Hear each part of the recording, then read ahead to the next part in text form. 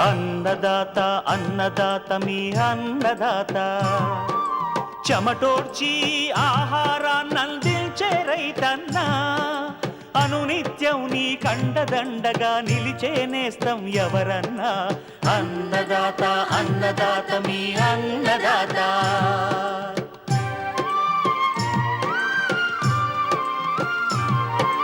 నూతన రీతుల సాగుబడికి నూరింతలు పెరిగే దిగుబడికి సూచనలిచ్చే సస్య రక్షణకు పశు పోషణకి శాస్త్ర విజ్ఞానం అందించి ముందుకు నడిపే తెలుగు రైతు భారతదేశానికి మకుటం అయ్యేలా తీర్చిదిద్దే ఆశయంతో మిమ్ము మేలు కొలిపేది అన్నదాత అన్నదాత అన్నదాత మీ అన్నదాత అన్నదాత అన్నదాత మీ అన్నదాత.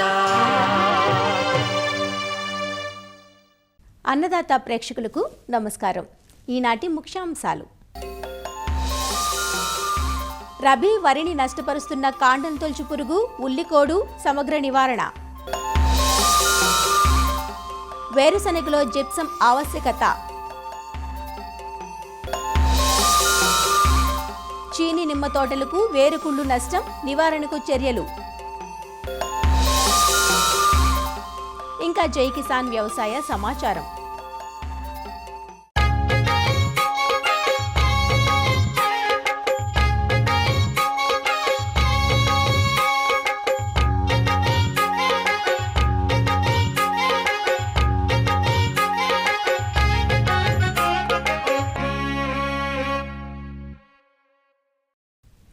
రబీలో సాగవుతున్న వరి పైరు ప్రస్తుతం నాటు నుంచి దుబ్బు వరకు పలు దశల్లో ఉంది. అసలే చలి ప్రభావంతో పెరుగుదల అంతంత మాత్రంగా ఉన్న వరికి సాగు ప్రారంభంలోనే చీడపీడలు సవాళ్లు విసురుతున్నాయి. ముఖ్యంగా కాండం తొలుచు పురుగు ఉల్లికోడు పైరు ఎదుగుదలను దెబ్బతీస్తున్నాయి. ఖరీఫ్ కంటే యాసంగి వరిలో కాండం తొలుచు పురుగు నష్టం ఎక్కువగా ఉంటుంది. దీన్నే మొవ్వు పురుగు అని, తెలంగాణలో మొగి పురుగు అని కూడా పిలుస్తారు. సాగు ప్రారంభం నుంచి సమగ్ర సస్యరక్షణ చర్యలు చేపట్టి చీడపీడలను అదుపులో ఉంచాలంటూ తెలియజేస్తున్నారు ప్రొఫెసర్ జయశంకర్, తెలంగాణ రాష్ట్ర వ్యవసాయ విశ్వవిద్యాలయం, జగిత్యాల జిల్లా పొలాస వరి పరిశోధనా స్థానం కీటక విభాగం శాస్త్రవేత్త డాక్టర్ స్వాతి. వరిలో ఎదుర్కొంటున్న సమస్యల్లో ప్రధానమైనది వరి కాండం తొలుచు పురుగు. ఈ కాండం తొలుచు పురుగు మనకి నారుమడి దశలో ప్రధాన పొలంలో, తర్వాత చిరుపొట్ట దశలో ఆశిస్తుంది.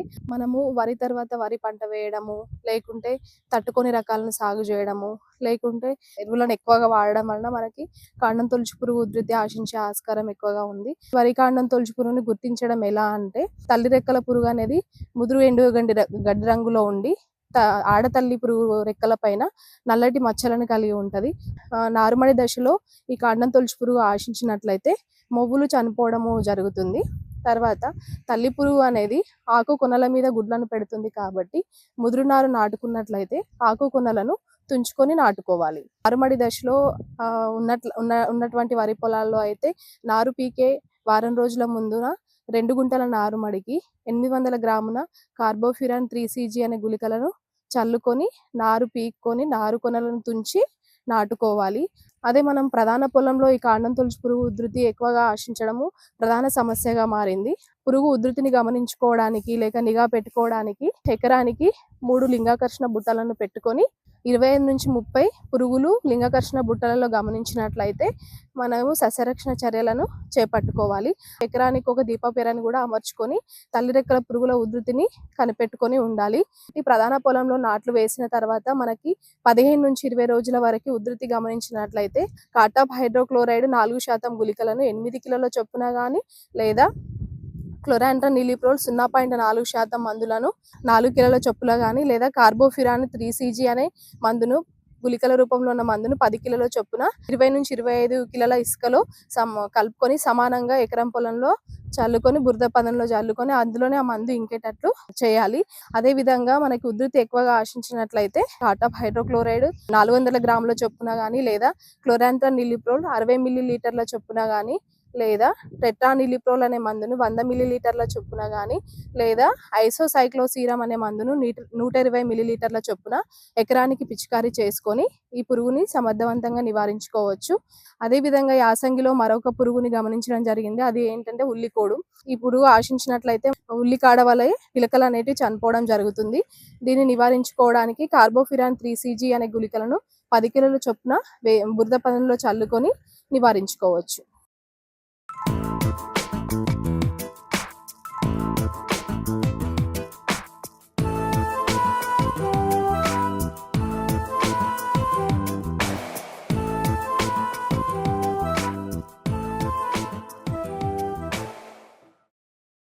ఒకసారి నాటితే దీర్ఘకాలం పాటు దిగుబడినిస్తాయనే ఉద్దేశంతో పండ్ల తోటలు సాగు చేస్తుంటారు. ముఖ్యంగా చీని నిమ్మ తోటలు ఉభయ తెలుగు రాష్ట్రాలలో అధిక విస్తీర్ణంలో నల్గొండ, నెల్లూరు, కడప జిల్లాల్లో సాగులో ఉన్నాయి. 30 ఏళ్ల పాటు ఫలసాయాన్నిచ్చి రైతుకు అండగా ఉండాల్సిన తోటలు 10 ఏళ్లకే అర్ధాంతరంగా క్షీణించిపోతున్నాయి. ఇందుకు వేరుకుళ్ళు తెగులు ప్రధాన కారణంగా కనిపిస్తోంది. కాపు కాసే తోటల్లో చెట్లు హఠాత్తుగా వడిలిపోవటాన్ని రైతులు గమనిస్తుంటారు. నీటి ఎద్దడి వల్ల వడబడి చనిపోయాయో, తెగులు సోకి చనిపోయాయో రైతులకు అంతుబట్టదు.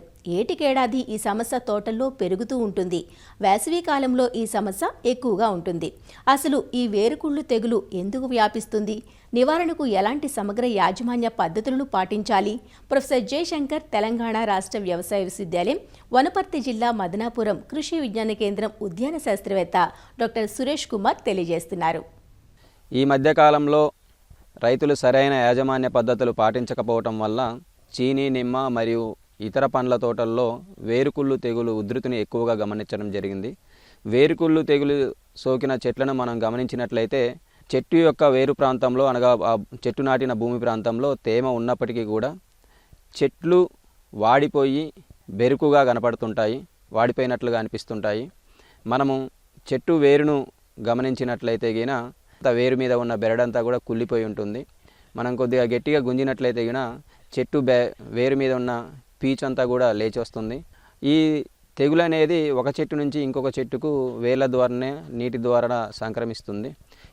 ఈ తెగులు రావడానికి ప్రధాన కారణాలు మనం గమనించినట్లయితే చెట్లను చౌడు భూముల్లో నాటటము, బరువైన నల్లరేగడి నేలల్లో పండ్ల తోటలను నాటటము, చెట్టు మొదల దగ్గర మురుగునీరు ఎక్కువ ఆగి ఉండటము వలన ఈ వేరుకుళ్ళు సమస్య రావడానికి అవకాశం ఉంది. వేరుకుళ్ళు సోకిన వెంటనే యాజమాన్యం ఏం చేయాలంటే 20 లీటర్ల నీటికి 40 గ్రాముల కార్బండిజమ్ మ్యాంకోజెబ్ మిశ్రమం లేదా 40 గ్రాముల మెటలాక్సిల్ మ్యాంకోజెబ్ మిశ్రమం లేదా 40 గ్రాముల క్లోరోథాలోనిల్ను కలిపి వారం రోజుల వ్యవధిలో మార్చి చెట్టు రికవర్ అయ్యేంత వరకు మనం చెట్టు మొదలతో సహా చెట్టు వేరు ప్రాంతం అంతా కూడా ఈ మందు ద్రావణాన్ని పోస్తూ ఉండాలి. ఈ విధంగా రెగ్యులర్గా వారానికి ఒకసారి పోస్తూ ఉన్నట్లయితే ఈ మందు ద్రావణాలను మార్చి మనకు చెట్టు రికవర్ అయ్యే అవకాశాలు ఎక్కువగా ఉన్నాయి. తర్వాత ఈ చెట్టు రికవర్ అయ్యేంత వరకు లీటర్ నీటికి 10 గ్రాముల నీటిలో కరిగే 319ల మిశ్రమాన్ని కలిపి వారానికి ఒకసారి చెట్టు ఆకులన్నీ తడిసేటట్టు మనము పిచికారీ చేస్తూ ఉన్నట్లయితే గిన మనకు చెట్టు రికవర్ అయ్యేంత అవకాశం ఉంది. తర్వాత అసలు వేరుకుళ్ళు రాకుండా ఉండటానికి చేయవలసిన యాజమాన్య చర్యలు గమనిస్తే మనము చెట్లను పండ్ల తోటలన్నింటినీ కూడా ఎత్తైన బోదెల మీద నాటుకోవాలి. మరియు నీటి వసతిని కూడా అవకాశం ఉన్నంత వరకు డ్రిప్ ద్వారానే ఇవ్వాలి. ఒకవేళ డ్రిప్ అవకాశం లేక ఎత్తైన బోదెలు చేసుకున్నట్లయితే గిన రైతు సోదరులు చెట్టు చుట్టూ డబల్ రింగ్ పద్ధతిలో అనగా చెట్టుకు మొదలకు 1.5 ఫీట్ల దూరంలో ఒక రింగు మరియు చెట్టు చివరాకులు ఉండే దగ్గర ఒక రింగు, ఈ 2 రింగుల మధ్యలో మనం నీళ్లు కట్టుకొని డబల్ రింగ్ పద్ధతిలో నీళ్లు కట్టుకోవాలి. ఈ విధంగా రింగు చేయటం వలన మొదలకు నీళ్లు తాకవు కాబట్టి వేరుకుళ్ళు తెగులు రాకుండా ఉండే అవకాశం ఉంటుంది. రెండోది వచ్చి మనం పంట మొదటిగా అంటే తోట నాటుకునేటప్పుడు ముందుగానే చౌడు నేలల్లో కానీ బలమైన నల్లరేగడి నేలల్లో కానీ రాతి నేలల్లో కానీ పండ్ల తోటలు ముఖ్యంగా చీనీ, నిమ్మ తోటలను నాటుకోవద్దు. చెట్లు చిన్న వయసులో ఉన్నప్పుడు అంతర పంటలుగా జీలుగా, జనుము వంటి పంటలను వేసుకొని వాటిని అవి పూతకొచ్చిన సమయంలో భూమిలో కలయి తిప్పుకున్నట్లయితే గిన భూమిలో సేంద్రియ పదార్థం పెరగటం వలన కూడా మనకు వేరుకుళ్ళు తగ్గుతుంది. తర్వాత 10 సంవత్సరాల చెట్లకు గమనించినట్లయితే 100 కేజీల పశువుల ఎరువు, 10 కేజీల వేపపిండి, 10 కేజీల ఆముదం పిండి లేదా 10 కేజీల కానుగ పిండిని కలుపుకొని ప్రతి సంవత్సరం మనకు సమృద్ధిగా సేంద్రియ ఎరువులను ఇచ్చినట్లయినా కూడా వేరుకుళ్ళు రాకుండా ఉంటుంది. తర్వాత ప్రతి సంవత్సరం వర్షాకాలం మొదల్లో మనము ట్రైకోడర్మాను పశువుల ఎరువుతో వృద్ధి చేసుకొని ప్రతి చెట్టుకు 5 కేజీల ట్రైకోడర్మాతో వృద్ధి చేసిన పశువుల ఎరువును మనం చెట్ల మొదళ్ళల్లో వేసుకున్నట్లయితే మనకు కాలక్రమంలో వేరుకులు రాకుండా నివారించబడుతుంది.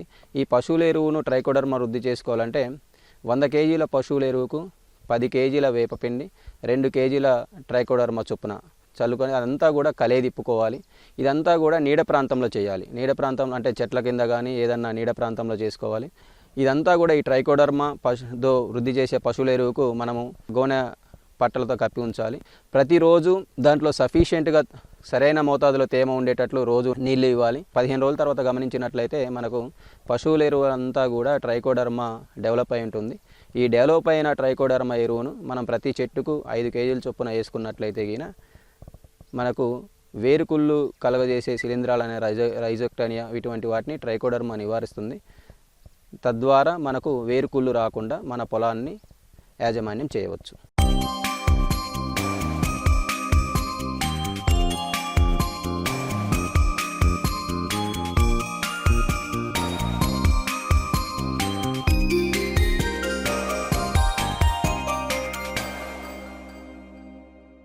వేరుశనగను రబీ, వేసవి పంటగా కోస్తా జిల్లాల్లో డిసెంబర్, జనవరి మాసాల్లో విత్తుకుంటారు. ఇలా విత్తిన పంట ప్రస్తుతం పెరుగుదల దశలో ఉంది. వేరుశనగ విత్తిన నెల రోజుల్లోగా చేపట్టాల్సిన చర్య జిప్సం వేయడం. వేరుశనగ పంటలో గింజ సరిగా కట్టాలన్నా, గింజలో నూనె శాతం బాగుండాలన్నా జిప్సం వాడకం తప్పనిసరి. జిప్సంలో ఏ పోషకాలుంటాయి?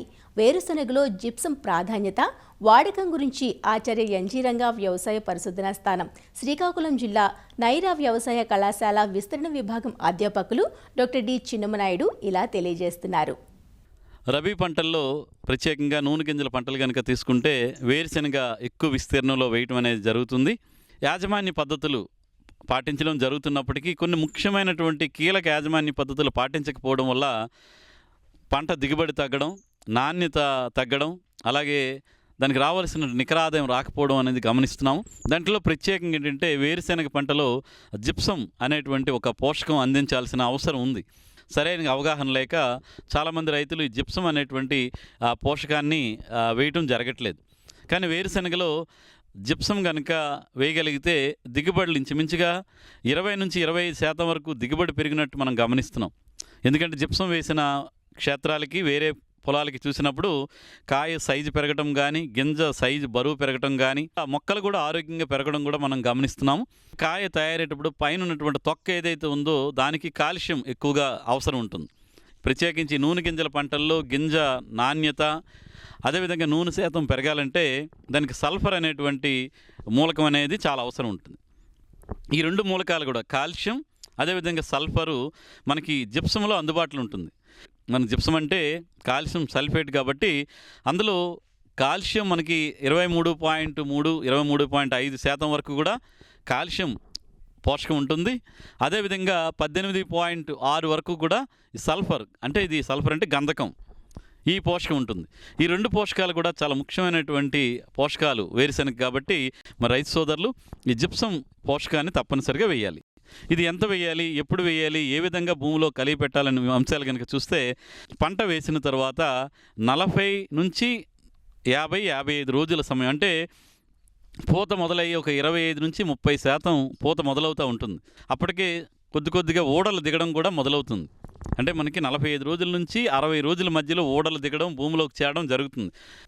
తిరిగినటువంటి ఊడలు భూమిలోకి చేరే లోపే మనం ఈ కాల్షియం సల్ఫర్ ఉన్నటువంటి ఈ జిప్సంని భూమిలో చేరే విధంగా మనం ప్రణాళికబద్ధంగా వేయాల్సి ఉంటుంది. రైతులు ఒక్కోసారి 2 గొప్పలు తవ్వుతుంటారు.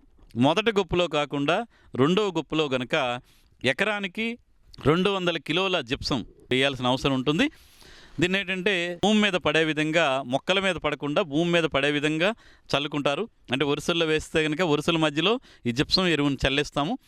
చల్లిన తర్వాత దీన్ని కంపల్సరిగా కలియబెట్టి మొక్క మొదళ్ళకు ఆ కలిసినటువంటి జిప్సం కలిసినటువంటి మట్టి మొక్క మొదళ్ళకు వెళ్ళే విధంగా చేయాలి.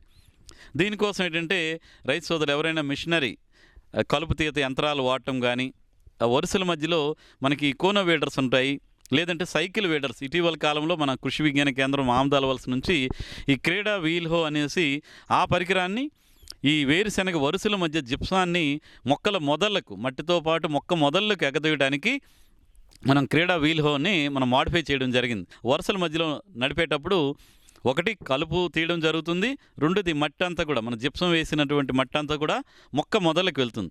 ఓడ దిగిదే సమయానికి ఈ కాల్షియం సల్ఫర్ ఆ భూమిలో సిద్ధంగా ఉంటే ఆ పెగ్స్ ఏవైతే ఉన్నాయో ఆ కాయ తయారవుతున్న పెగ్స్ అవి ఈ కాల్షియాన్ని సల్ఫర్ని అవి అబ్జర్వ్ చేసుకుంటాయి, అంటే స్వీకరిస్తాయి. స్వీకరించడం వల్ల మనకి తయారవుతున్న కాయ పెద్ద కాయలు రావడం కానీ, పైన ఉన్నటువంటి తొక్క ఏదైతే ఉందో అది గట్టిగా తయారవడం వల్ల మనకి భూమిలో ఉండే చీడపీడలకి ఆ కాయలు నష్టపోకుండా ఉంటాం. ఈ సల్ఫర్ కూడా ఆ పెగ్స్ ద్వారా అది స్వీకరించబడి లోపలున్న గింజలో మనకి ఆయిల్ అంటే నూనె శాతం కూడా పెరగడానికి, గింజ పరువు పెరగడానికి ఈ విధంగా ఉపయోగపడుతుంది. కొంతమంది ఏం చేస్తారంటే చివరి దుక్కులను వేస్తుంటారు, మొత్తం జిప్సం మొత్తం వేయకూడదు. ఒకవేళ అది చౌడు భూములు అనుకుంటే కనుక సగం జిప్సం చివరి దుక్కులోను, తర్వాత మళ్ళీ రెండో గొప్ప అంటే 40, 45, 50 రోజుల మధ్యలో మళ్ళీ జిప్సాన్ని వేసి కలియబెట్టి మొక్క మొదలకి చేరే విధంగా మనం చేయాల్సినటువంటి అవసరం ఉంది. ఎప్పుడైతే మనం ఈ జిప్సం వేస్తామో అక్కడ నేల తాలూకా ఎయిరేషన్ అంటాం, అంటే లోపలికి మొక్క ఊడలకి వేర్లకు కూడా ఆక్సిజన్ బాగా అందే విధంగా ఉంటుంది. మట్టి తాలూకా పరమాణువుల మధ్య కొంచెం దూరం పెరిగి మట్టి తాలూకా భౌతిక ధర్మాలు కూడా అభివృద్ధి పరుస్తాయి. ఎప్పుడైతే ఎయిరేషన్ పెరిగిందో పెట్టిన నీరు భూమిలోనే ఇంకడానికి అవకాశం ఉంటుంది. కాబట్టి ఈ విధమైనటువంటి ఉపయోగాలన్నీ కూడా మనకి జిప్సం వేయడం వల్ల ఉంటాయి. అదే కాకుండా మనకి వేరుశెనగ తాలూకా దిగుబడి మేము కూడా పరిశీలన క్షేత్రాలు చూసినప్పుడు 20 నుంచి 25% వరకు కూడా బరువు పెరిగినట్టు మేము గమనించడం జరిగింది. కాబట్టి రైతు సోదరులు తప్పనిసరిగా ఈ జిప్సం ఎరువు వేయాల్సిందిగా వారిని కోరుతున్నాను.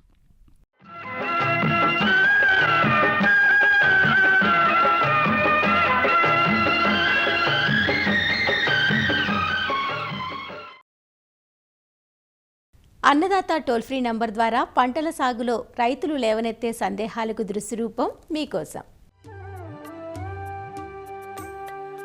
మొక్కజొన్న పైరుకు మొగిపురుగు ఆశించింది, మొగిపురుగు నివారణ గురించి తెలియచేయండి అంటూ అడుగుతున్నారు. భద్రాద్రి కొత్తగూడెం జిల్లా లక్ష్మీదేవిపల్లి నుంచి అశోక్.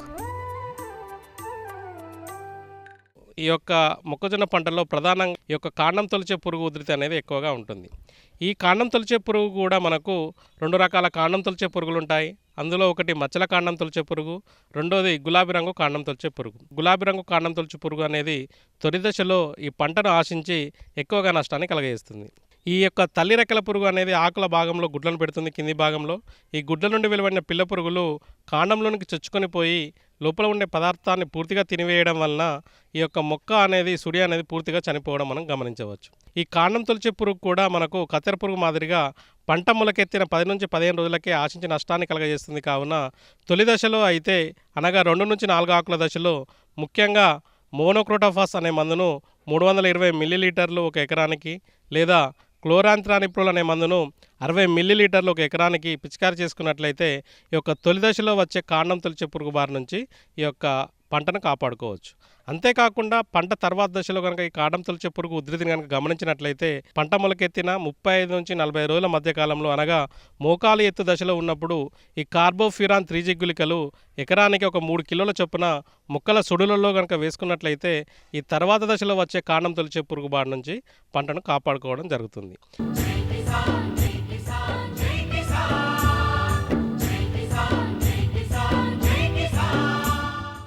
వ్యవసాయ సమాచారం ఇప్పుడు జై కిసాన్లో చూద్దాం.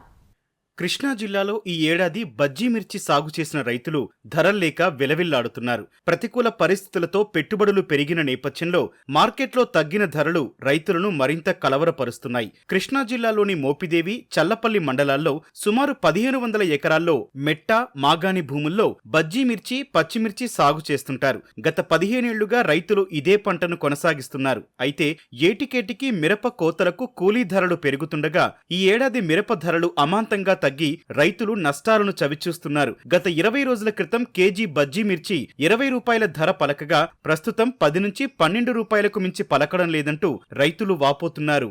10-15 సంవత్సరాల నుంచి బజ్జీ మిర్చి సాగు చేస్తున్నాం మేము. ప్రతి సంవత్సరం లాగానే ఈ సంవత్సరం కూడా సాగు చేసాము.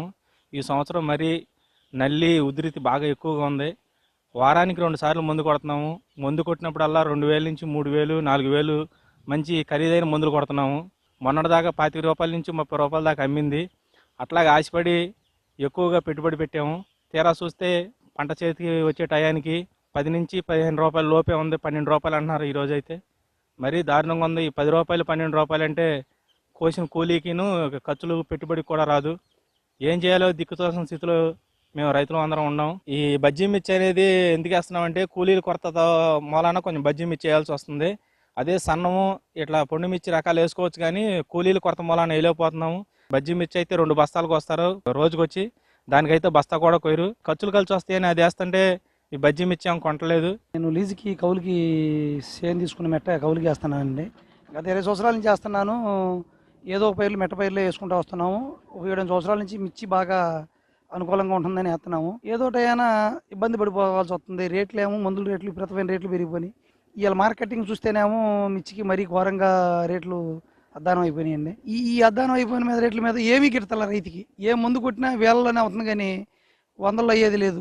ఆ మార్కెట్లో పడిపోయినప్పుడు ఏదైనా కొనుగోలు చేసి ఇతర స్టేట్లకు పంపిస్తాము, లేదా ఏదైనా వేసేటప్పుడు ఇంత ఎక్కువగా వేస్తున్నారు అని చెప్పి ఏదన్నా పంట మార్పిడు ఇంకోటి వేసుకోమని చెప్తాము.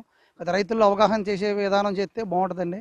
మోపిదేవి, చల్లపల్లి మండలాల నుంచి ప్రతిరోజు సుమారు 2,500 బస్తాల బజ్జీ మిర్చి హైదరాబాద్తో పాటు ఇతర రాష్ట్రాలకు స్థానిక కొనుగోలుదారులు రవాణా చేస్తున్నారు. గ్రామాల్లో యార్డులు ఏర్పాటు చేసి రైతుల దగ్గర కొనుగోలు చేసి బయట మార్కెట్కు తరలిస్తున్నారు. అయితే మధ్య దళారుల ప్రమేయంతో సరైన ధర దక్కని పరిస్థితి సాగుదారులను కలవరపరుస్తోంది. మా మండలంలో 1,200 ఎకరం దాకా మిర్చి వేసి ఉంటాం. సుమారు సాగు ఒక 50 ఎకరం అటు ఇటుగా. బజ్జీలు ఒక 1000 ఎకరం ఉంటుంది. 2500 లావులు అవుతుంటే 500 సన్నాలు అవుతున్నాయి. మొత్తం 3,000 బస్తాలు డైలీ మా మండలంలో బస్తాలు దిగుతున్నాయి. మయ్యాన దళారులు 10 రూపాయలు 5 రూపాయలు కొంటలేదు అని నారు వేసేపటికి ఎకరానికి 40,000 30,000 నారు, దుక్కి 20,000, మొక్కేసేటప్పటికి 1,10,000, కాపుకి వచ్చేటప్పటికి ఇంకో 1,10,000, 2-2.5 ఖర్చు అవుతుంది. ఈ 2.5 అక్కడ పెట్టి ప్రతి 20 రోజులకి కటింగు, ఈ 20 రోజులకి ఈ 10 రూపాయలు 20 రూపాయలు 5 రూపాయలు వీళ్ళు ఇస్తుంటే ఈ సాల్ట్లా. మేము ప్రతి సంవత్సరము మిరప తోటలు సాగు చేస్తూ ఉంటాము. మరి ఈ సంవత్సరం కూడా అదే రకంగా మరి మేనం మిర్చి బజ్జీ మిర్చి వేయటం జరిగింది. వేసిన కాడ నుంచి వర్షాలతోనూ ఈ బంక చెలకలతో ఇబ్బంది పడ్డాము. ఆ తర్వాత ఈ ట్రిప్స్తో నల్లి కానీ దోమ కానీ తామర పురుగు రావటం, ఎర్రనల్లి రావటం, దిగుబడులు లేకపోవటం మూలంగా కూడా ప్రతి రైతు బాధపడుతున్నారు. ఎకరం ఒక్కింటికి ఒక 50,000 రూపాయలు కౌలు కట్టి ఒక 30,000 రూపాయలు పెట్టి నారు కొని అదనంగా ఇంకో 30,000-50,000 రూపాయల వరకు పెట్టుబడి పెట్టడం జరిగింది. మిర్చి తోటలు ప్రస్తుతానికి మా ఏరియాలో అంతకుముందు సెట్ అయినా కానీ ఈ సంవత్సరం అనుకూలంగా లేవు. బజ్జీ మిర్చి కొనుగోలుకు స్థానికంగా మార్కెట్ సదుపాయం కల్పించాలని, ధరలు తగ్గిన సమయంలో ప్రభుత్వం చేయూతనందించాలని రైతులు కోరుతున్నారు.